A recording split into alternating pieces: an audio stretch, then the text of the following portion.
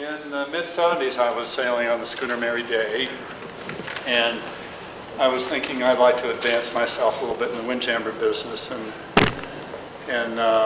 see if I had to figure out whether I could handle responsibility of a vessel and paying passage and so forth. And I thought, what better way to find this out than on a 30-foot open boat with a bunch of other passengers lying around doing crossword puzzles and eating and then I met Ken Rich, who he and his wife Darnice came for a week cruise on the Mary Day. They were good friends of the Hawkins at that time, and then later on, as that season or some other season, we were sailing back from Matinicus. It was sort of a drizzly, southerly light breeze, and we got into hurricane and tied up at the Maine pier and said hi to Ken, and he turned the place out for us. We turned the passengers loose to go off wander around the island someplace, and Ken took us crew and the extra crew that were along out the last week of the season, and we all did the ropes course, and then he had 2 pulling boats stripped down like you would for a capsize drill. So there's just 8 oars, 10 life jackets, the rudder, and we manned one of them, and then he scraped together whoever else was around. I think it was during solar break, and not too many people were there. To row the other one, we had a little race out to Larry's Ledge and back, about a mile. Did that in about half an hour. It was a great row, good race, pretty close. The story I was going to tell you about was I was on a down east, a mobile course with Paul Fagan. He was course director and senior watch officer, all in one. And we were on our way to Roke Island, where Ken was a caretaker, to do a community service project. And I didn't know what we were going to do, it didn't matter. So we had sort of a building northwest wind, and about mid-morning, as the northwest wind often does, the breeze freshened to about 25 knots. And we had about a 2-foot chop that we were sailing into, and making pretty good progress, and things were going pretty well. And I stand up in front of everybody and say, "Now this is sailing." And great, a little spray over the bow, and within about 30 seconds of that remark, there was a big crack, and there was the whole main rig in the water.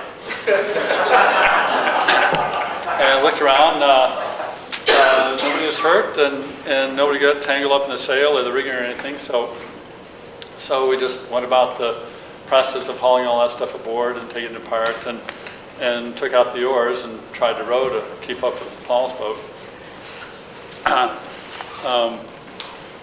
And so we got out the main sprit. I tied a masthead knot, which is something I never thought I'd use in my lifetime. I don't know why I ever learned it, but I'm glad I did. And we, made shrouds and stays out of monkey lines.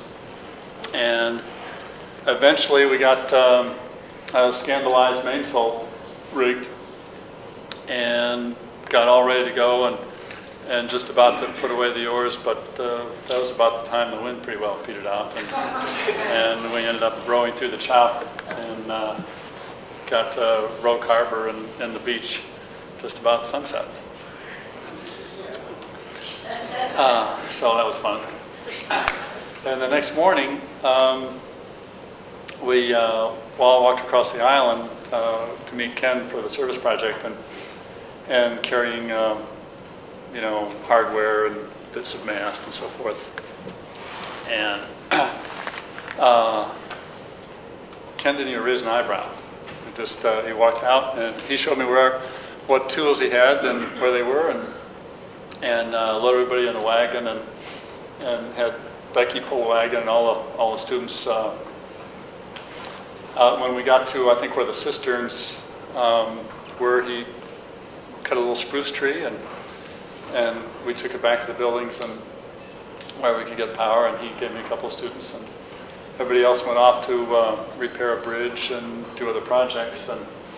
And in the meantime, I had to, well, we squared up the butt of the tree because this was number 16, the pulling boat, and the newer boats then had square mast partners.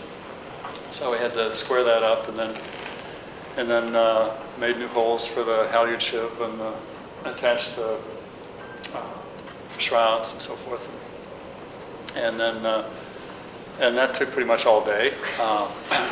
And then everybody came back, and we carried the mast back to the pulling boat, and we didn't do any more shaping really of the mast much other than get the bark off. But it was it took, you know, all 6 or 8 of us to carry the thing aboard and step it. It's fresh cut green wood. It's a lot heavier than you know, I'm used to stepping on and taking mast in and out when we go under a bridge at Baggage River or the Mill River, but this was heavy.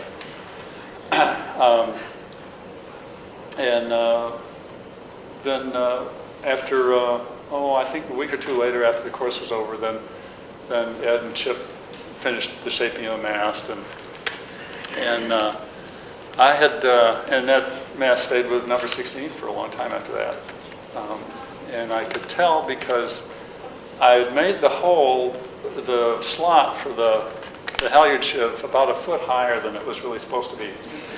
Because I wanted to be able to see, you know, the helmsman could see pod buoys and other boats on the leeward side, but I think you know, consideration for modesty had Chip and Ed put it back down where it's supposed to be.